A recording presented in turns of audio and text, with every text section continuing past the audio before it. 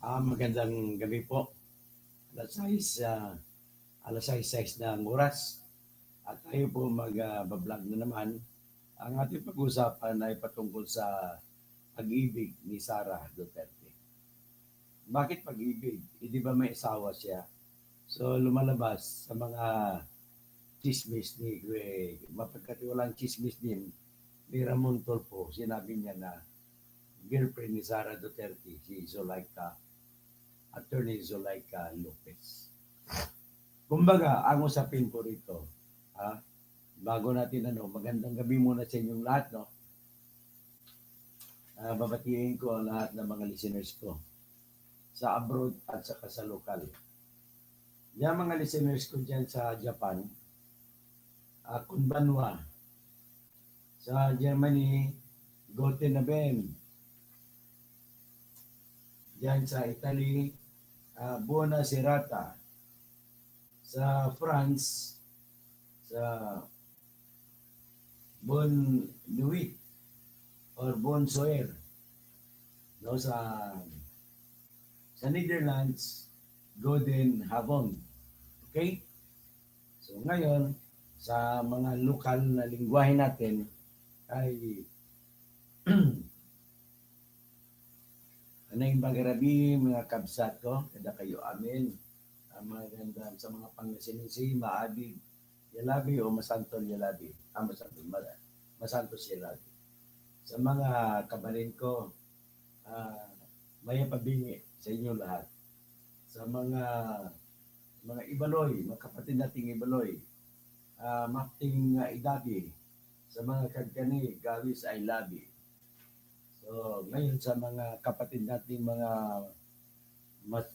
Maranao at saka Maguindanao, Mapia Kagawi, sa mga tausog dyan sa Kawitawi, sa Sulu, sa Basilan, Marayaw Dum, sa mga kapatid natin dyan, mga Surigao nun, kung saan nanggaling si Ace Barbers, at saka si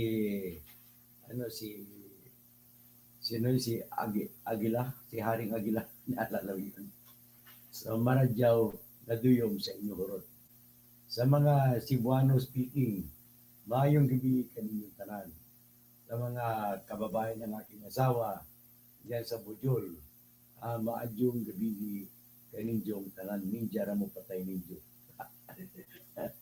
Sa mga Negros Oriental, sa Siquijor, mayong gabi ipod sa inyo tanan, no? Sa tanang mga Ilonggo, nga ara dira sa Negros Occidental kag sa Panay, maayong gabi sa inyo tanan. Labi na dira sa mga ginhalinan sa nga kontatay sa Banwa sa Ngahoy, Iloilo. No? Labi na dira sa Barangay Mangurpuro kag Barangay Progreso na kung sa diin makitaan ang amon dugo mga pakaisa, pakadua, pakatlo ko ara dira. Sa Pili, ara mangyapon. Sa Barutak View, Barutak View. Sa Concepcion, Sara. Sa Balasan, andyan din ang kapatid ng tatay ko. Ano si Auntie Balay. So, mga waray-waray, maupay ng gabi. Sa mga kapatid kong Bicolano, kung saan nanggaling aming partido Bunyog, ay maray na bagi sa inyong lahat. Okay? So ngayon ang pag-usapan po natin ay pag-ibig. Ito po ay patungkol sa pag-ibig kuno ni Sara kay Zulaika Lopez. Ito naman, hindi ko naman confirm, pero mukhang naniniwala na ako kasi marami din ng iba nag-vlog na umiibig lamang si Sara, kaya ganon. Kaya pwede mo sabihin, ulitin natin yung sinasabi ni Francisco Balagtas. O pag-ibig, dumapo din naman, hahamakin ng lahat, masunod ka lang. Yun. Hahamakin ng lahat, pati impeachment, masunod ka lamang. Ganon nangyari. So, pwede natin tawagin kasi patago, confidential love, doon sa confidential fund. So, pag-usapan natin. Itong, other than joke, no, kay Bani Ognuf, no, Ramon Kapati Dumagat, magandang gabi, no, Ping Diniga, Tapos Imornibal yun sa La Union. So Naimbag Gabi. So Luis D. Santos, Marites Warning, o Marites ng Warning to ha. So Noel Noque, Jalib de Lumos, Jasmine Celso, according to Ramon Tolpo, ay girlfriend ni Sara Duterte si Attorney Zulaika Lopez. So Rupert Magsales, Gustavo Villa, tapos si Gregorio Babaran. So yan naman po no, ang ating pag-usapan. Maiksi lang ito. So ngayon, natandaan natin na si Zulaika Lopez ay isang abogada. Graduate po siya sa San Beda University kung saan po gumraduate ang tatay ni Zara na si Digong Duterte. At matagal na nilbihan ito kay Sara. Bago ang lahat, nanilbihan mo na ito na isa siya sa pinakauna na empleyado ng University of the Philippines, Mindanao. So mula doon, lumipat siya sa Office of the City Mayor ng Davao at nanilbihan siya kay Sara. Umalis lamang siya kay Sara nung naging Vice Mayor si Sara at doon na siya sa City Hall. Nung Vice Mayor si Sara, ang tatay naman niya naging mayor. At nang umalis naman ang tatay ni Sara, naging mayor ulit si Sara, bumalik na naman si Attorney Zulaika Lopez. Malalim po ang pag-iibigan ng dalawang ito. Ibigan ba? O pagkakaibigan, huwag ibigan. Okay yun. At ang tingnan mo naman kung paano, bakit hindi ko maniwala sa kwento ni Ramon Tolpo. Pero mo, alam naman ni Sara na kapahamakan ang sasabihin niya na kung ako'y mamamatay, may kinausap na ako na papatayin ang mga taong papatay sa akin. At sinasabi niya na pumayag na yung taong papatay sa kung sino ang papatay sa kanya. Na yan daw ay si BBM, si Lisa Araneta Marcos, at saka si Martin Romualdez. So, yan po ang sinabi. Akalain mo, kung ako tanongin mo, hindi po great threats yun. Hindi rin threat. Hindi rin other like threats. Ipaliwanag ko. Pero, pangit pakinggan. At kung bakit naman binanggit ni Sara, isa lang masasabi ko. Talagang iyon yung confirmation na mahal niya si Zulaika Lopez. Okay? Yung isa pang indikasyon kung bakit mahal naman niya si Atty. Zulaika Lopez ay marami na po siyang mga tao na kumbaga binasketball ng House of Representatives. Pero baliwala sa kanya. Tanging kaisa-isa si Atty. Zulaika Lopez ang dinamayan niya. Biro mo, matutulog pa siya sa opisina ni Pulong Duterte dyan sa House of Representatives para lamang mabantayan niya si Atty. Zulaika Lopez. So pwede mo sabihin, double bleed yan. Pwede mo sabihin na talagang may pagmamahal siya na matindi kay Atty. Zulaika Lopez. Pwede mo rin sabihin na yung totoong rason kung bakit andyan siya, hindi niya bibitawan, ay tatabihan niya si Atty. Zulaika Lopez sapagkat duda siya sa mga congressman na taga-Quadcom, taga-good government, na ito po sila ay mahilig mag-betting. Kung sino mga testigo, nilalapitan nila at minaniobra nila, napaaminin nila. Ganon din po ginawa nila kay Garma, ganon din ginawa kay Edelberto Leonardo, at nung ginawa nila yan kay Grijaldo, nagreklamo si Grijaldo. Tinuro si Benny Mayaman Abante at tinuro din si Dan Fernandez ng Laguna na tatakbo ngayong gobernador. So, ayon kay Sara Duterte, yung mga ito ay pagkatapos daw ng hearing ay sinasabihan daw, hindi ko naman natin alam kung totoo ito. Yung mga testigo, pakisabi kay Sara, pasensya na. Kasi malapit na eleksyon, kailangan namin ng pera. Kaya kami nag-imbestiga. Pwedeng mangyari, pwedeng totoo. So ngayon, si Sara naman ay talagang pinanindigan niya kahit na sabihin natin na yan po ay magdudulot ng kasamaan sa kanya. Alam mo naman, sa usaping pag-ibig, kahit po ikakapahamak ng isang tao, basta pag-ibig ang pinag-uusapan, ay kayang-kayang hamakin ang lahat. Wala siyang pakialam kahit i-impeach siya. Na sa tingin ko naman ay diyan na papunta. Magsasampa na ng impeachment ang mga grupo ni Romualdez, ni BBM at ni Lisa Araneta Marcos laban kay Sara. Kagandahan naman yan kung magkaroon na ng impeachment. Magbibigay liwanag sa mga Pilipino. Manonood tayong lahat. Malalaman natin ano ba talaga ang totoo. Sinasabi nila na si Sara Duterte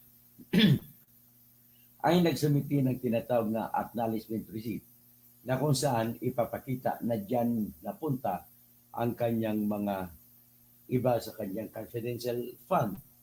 At ang isa niyan sa acknowledgement receipt ay pumirma, may pangalan si Mary Grace Piatos. Alam naman natin na Mary Grace ay restaurant.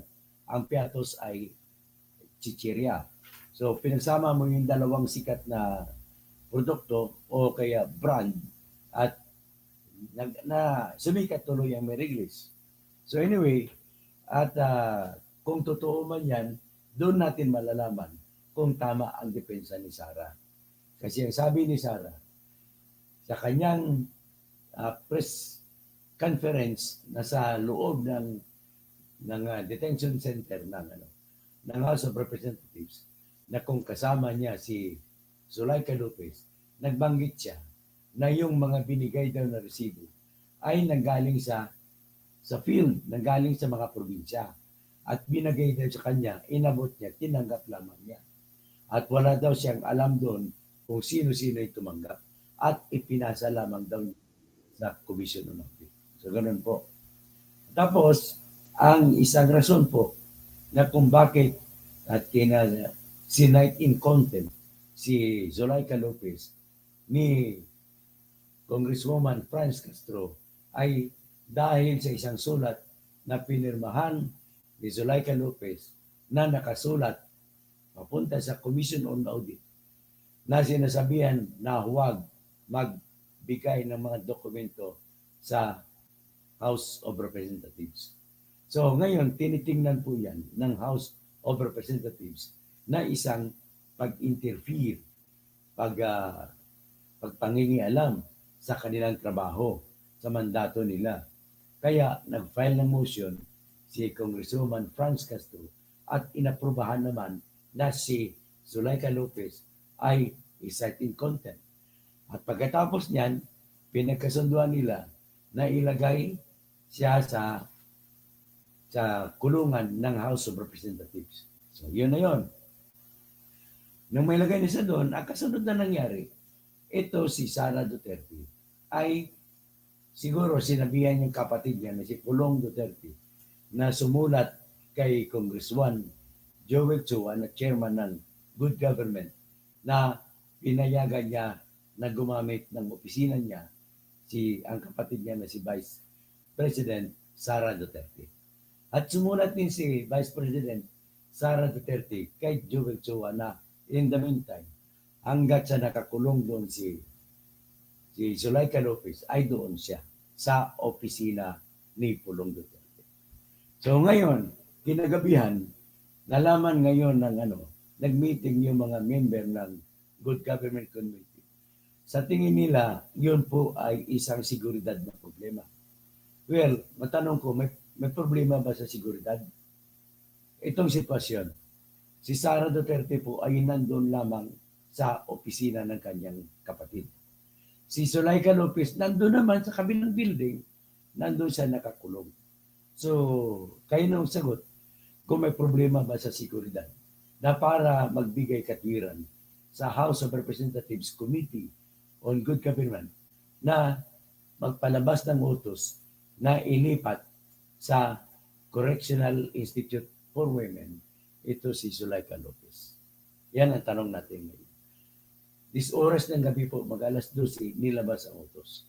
So, according to Sara Duterte, natutulog na siya doon sa kay Pulong Duterte na office at natutulog na rin si Zuleika Lopez doon sa kanyang kulungan.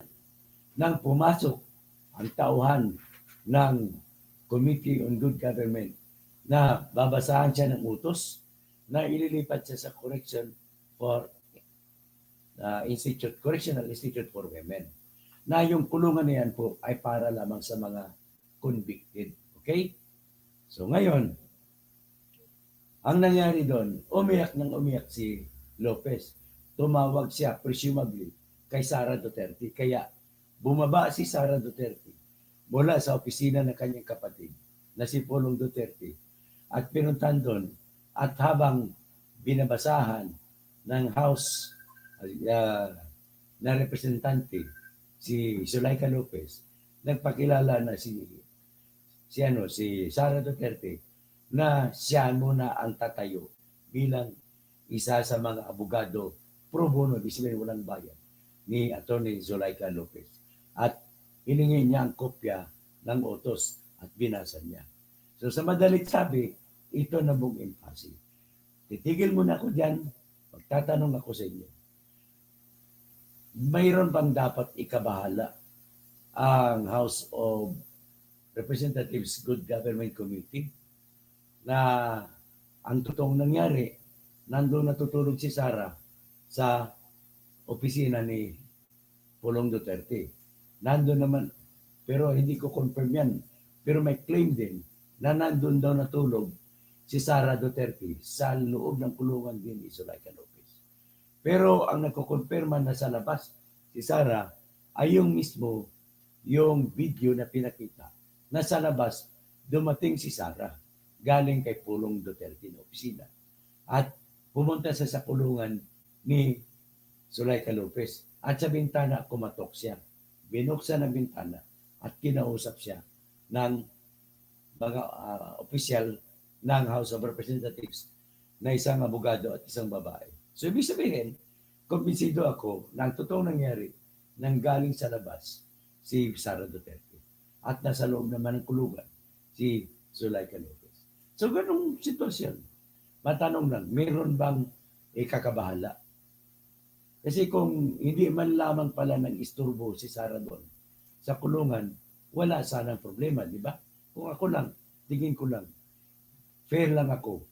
Hindi naman ako nagsasabi na pumapabor kay Sara o hindi naman ako nagsasabi kumukontra ng todo kay Sara. Sa akin lang kung ano lang ang totoong nangyari. So kung yan ang totoong nangyari, kung ako yung congressman, hayaan ko na lang yan. Total, doon naman siya sa opisina ni Pulong. So, ibig sabihin, pwede mong sabihin na mas totoo na overacting ang House of Representatives na gusto talaga mag-cause ng isang tinatawag na drama para walang ibang pakay masisiraan sa madlang publiko si Sara Duterte at si Zuleika Lopez. So, yan po ang nakikita ko dyan. Sana magiging fair naman, no? Ayaw ko yung nangyari kay Sara, pero nagpaalam siya at wala naman siyang ginawang panggugulo. Dapat sana ay wala sanang ganun. Well, sa rason na ginawa, na sinulat ng House of Representatives, nababahala daw sila sa seguridad ni Zuleika Lopez at nababahala din sila sa seguridad ng Vice President kasi nandoon ang Vice President.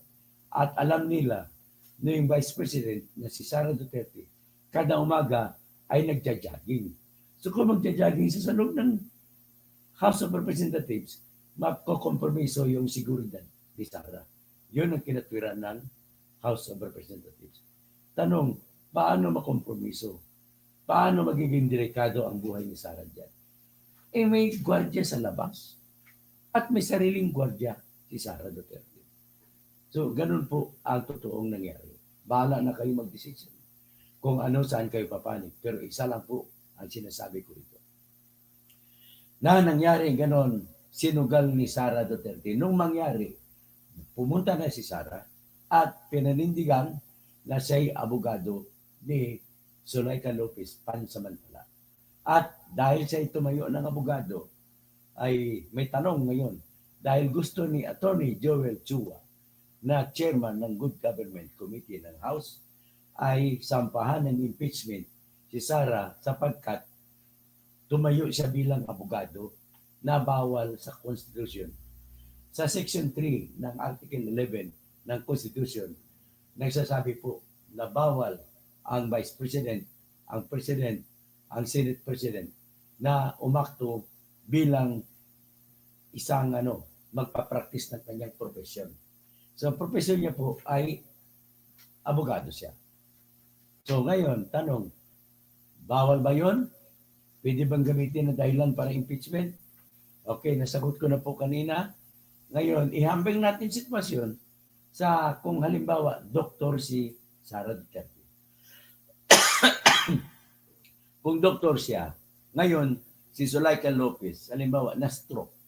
So, sa tingin mo ba dahil bawal sa isang senador o sa isang vice-presidente ang umakto bilang mag-practice ng iyong profesyon ay hindi siya pwede umakto as doktor? Na kung tutusin mo, kailangan pumasok, gagamitin ang kanyang kaalaman para ma-save ang buhay ng isang tao na nasa emergency. Ganun na po ang paghahambing natin. Pwede rin natin ihambing sa sitwasyon na may isang engineering vice president. Tapos, may tulay na wawasakin na, wala ka makuha kagad-agad na engineer na magsasabi kung anong gagawin. Pinractice niya sarili niya bilang engineer para hindi mahulog ang tulay. So, tanong, yan ba ay bawal? So, ang sagot niya yan, obviously, hindi bawal kasi emergency situation si Zuleika Lopez. Nagrereklamo na masikip at ang dibdib niya. Pero importante, naging emergency kasi wala siyang abogado. Walang ibang tatayo bilang abogado. May abogado siya doon sa hearing, pero tatawagin pa malayo pa. At dahil umakto si Sara bilang isang emergency lawyer, wala pong paglabag sa Constitution. Second, hindi naman po intensyon na labagin ang Constitution sa sitwasyong ganun. Pangatlo, wala naman pong kinikita si Sara para matawag mo po na practice ng isang profesyon.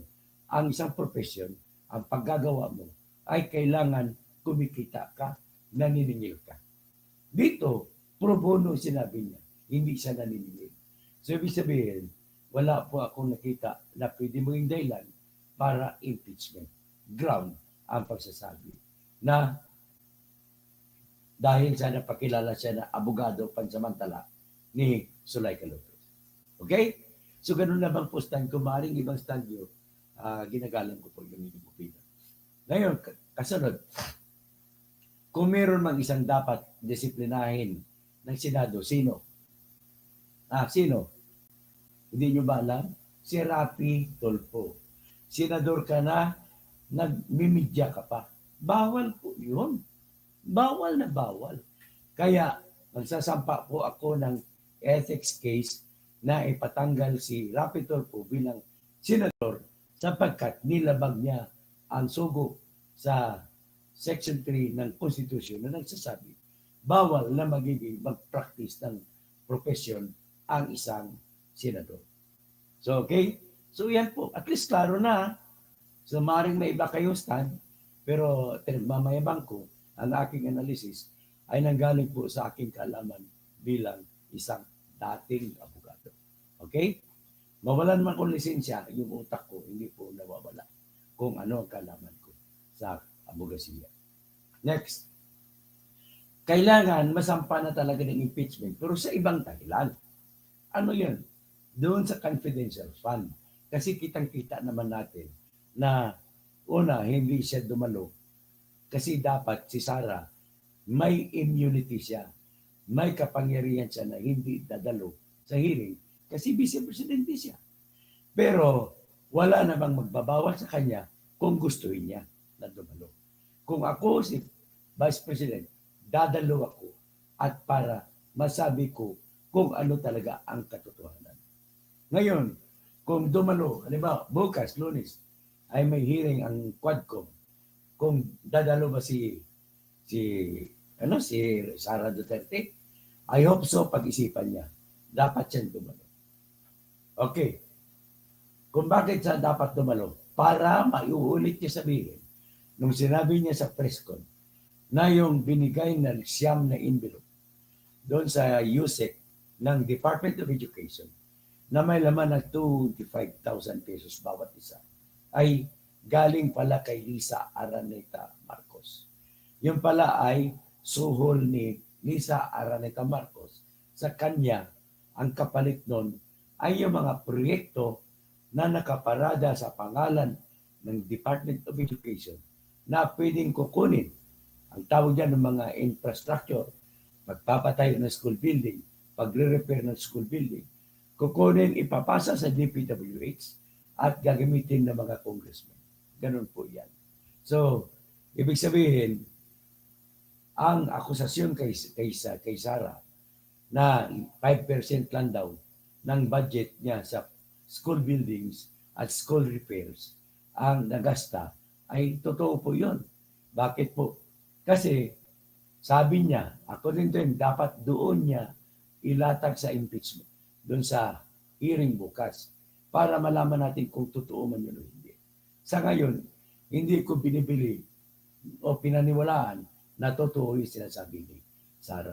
Sabi niya, kaya ganon at 5% lamang ang nagasta sa budget para sa pagpatayo ng school buildings at mga pagpa-repair ng ospital ay sapagkat po ay hinarangan niya ang gusto ng mga congressmen na kukuha ng komisyon sa mga school buildings na nakaparada sa pangalan ng Department of Education.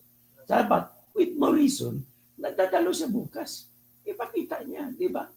Para doon na magkaalaman-alaman. So ngayon, next is, ang maging isang punto po ng impeachment po ay ganito. Yung pagtanggap niya ng 125 million mula kay Bongbong Marcos. Ang pagbibigay po ng 125 million ay bawal po sa ilalim ng batas. Bakit po? Sinasaad po sa ating konstitusyon na walang anumang pundo ng budget natin ang pwedeng ilipat mula sa isang budget papunta sa ibang budget. Okay? Pwede lamang po mangyari yan kung yan ay natipid o savings. So ngayon, ang ginawa ni Bongbong, inamin naman niya na yung 125 million na binigay noong December 21 at 20 kay Sara Duterte ay nanggaling sa contingent fund, sa budget ng contingent fund.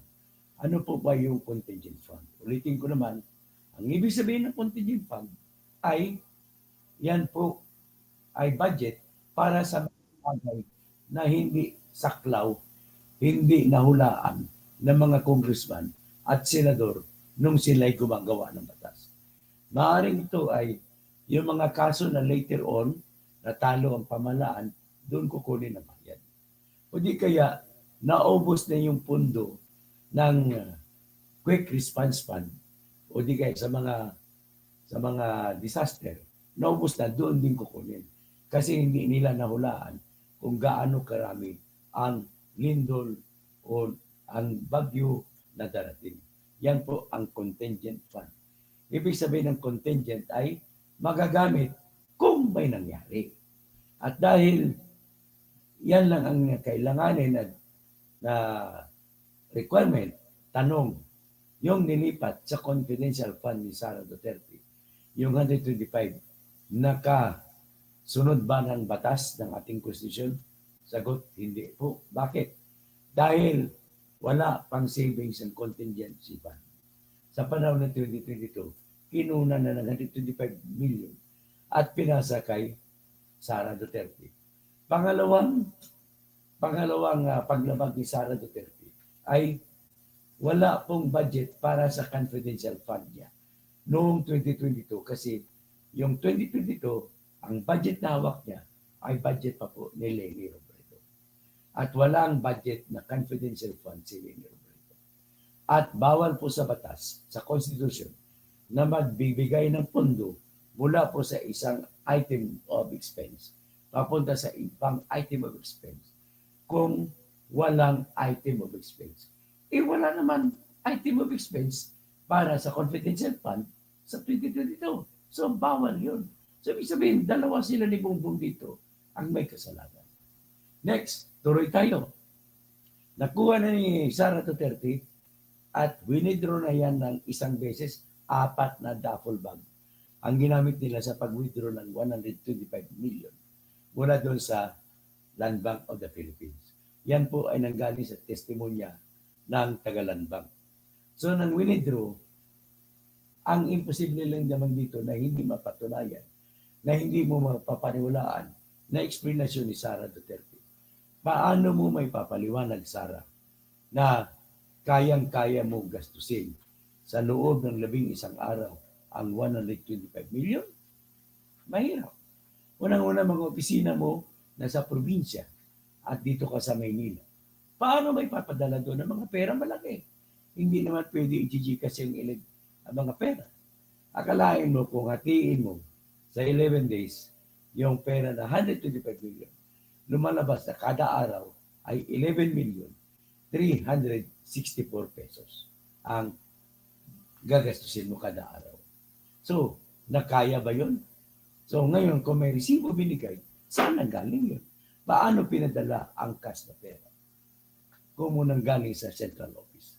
Yan po mga katanungan na dapat ipaliwanag ni Sara Duterte sa impeachment trial. Wala na pong ibang mga gagawin. Itigil nyo na yung hearing nyo yan. Total may sapat na kayong ebidensya. Magsampa na kayo ng kasong impeachment. Okay? Yan lamang po ang aking rekomendasyon. At kung magano'n man na mangyari, at least mapipilitan ngayon si Sara Duterte na dumipinsa sa sarili niya diyan sa House of Representatives dahil po yan po ay impeachment. Ngayon, nakasulat po sa batas ng Bank Secrecy Law na ang tanging dahilan lamang para buksan mo ang bank accounts ng mga tao, ng official, ay kung ang dahilan ay impeachment. So kung may impeachment, pwede nang ipatawag kayo ng House of Representatives ang AMLAC para isubmit ang listahan ng mga account na dineposit sa lahat ng bangko ni Sara. At kung makuha ang bangko ni Sara, automatic, nakikita mo rin ang bangko ni Rodrigo Duterte kasi joint account sila. Hindi ba mas maganda yan? So, ngayon, karagdagan pa niyan, ano pa bang iba? Yung pananakot naman, sabihin natin, may pananakot ba doon? Ang sagot ko doon is, hindi mo matawag na great threat yun o other threats. Ulitin ko lang. Bakit po? Ang kondisyon niya kasi ay may kalayaan si Bongbong kung ano gagawin niya bago maging totoo yung threat. So ang kalayaan na kay Bongbong, kung papatayin siya ni Bongbong o ni Anissa Araneta Marcos o ni Romualdez, ay saka pa lamang mo sabihin na magkatotoo ang pananakot. At dahil hindi magkatotoo, kung ayaw ni Bongbong, ibig sabihin wala pong death threat. Ibang usapin yan sa kondisyon na sinasabi ganito. Bongbong Marcos, bigyan mo po ako ng 125 million ulit. Kung hindi ka magbibigay, papatayin kita. Ibang usapin yun. Nang ibig sabihin, walang malayang pag-iisip si Bongbong sa pagbibigay o hindi. Kasi kung hindi siya bibigay, papatayin siya. Kung magbibigay siya, yan lamang ang option niya para hindi siya papatayin. At kung sa sitwasyon na natupad yung demand, ay great threats din po yan. So kung matupad yung demand, ay mas mataas ang parusa. So okay, ano pa bang ibang pag-usapan natin? Yung panakot, no? Pero nevertheless, pwede rin siya magamit na basihan sa impeachment sapagkat parang disrespect yan sa President at saka sa Speaker of the House. Kung disrespect, pwede mong angatin sa tinatawag na betrayal of public trust. Kasi may tiwala ang bumuto sa iyo na ikaw ay dapat i-depensahan mo rin kung sinong ibang opisyal. At dahil minumura mo sa publiko, ay pwede rin sabihin na gamitin na dahilan para impeach. Ano pa bang ibang kan? Mas gusto ko kung magkaroon ng impeachment, ulitin ko lang. Dahil lalabas na po ang katotohanan sa Smartmatic. sino ba talaga ang nanalo? Nanalo ba talaga si BBM? Nanalo ba talaga si Sara Duterte? Nanalo ba talaga yung mga senador, mga congressmen at party list at saka congressmen? Yan po ang isa sa dahilan kung bakit gustong-gusto ko na magkaroon na ng tinatawag na impeachment. At gusto ko rin magkaroon ng impeachment sapagkat para mapag-usapan yung tinatawag na pagsusuhol sa mga COMELEC officials na sa Miro, yung pagsuhol ng South Korean company na Miro Systems na nagbigay ko ng 1 billion ayon kay Dan Marcolita, kay George Erwin Mojica Garcia at sa kanyang mga kasamahan. So kung gaano katotoo yan, diyan natin malalaman. At this time, ang ebidensya pinakita ni Dan Marcolita ay sapat na pwede mo pagsimulan. Bakit? Pinakita ni Dan Marcolita ang sandali, mahina ang microphone ko ata. So nakita ni Marcolita, pinakita niya ng deposito sa bank account ang $100 kada account at pumasok. So ibig sabihin, yan po ang dahilan kung bakit meron. So hanggang dyan lamang tayo at pasensya na mahina yung sound. Lakasan nyo lang po ang volume. Salamat po. Maraming salamat po. Magandang gabi sa pag-ibig ni Sara Duterte kay Zulay.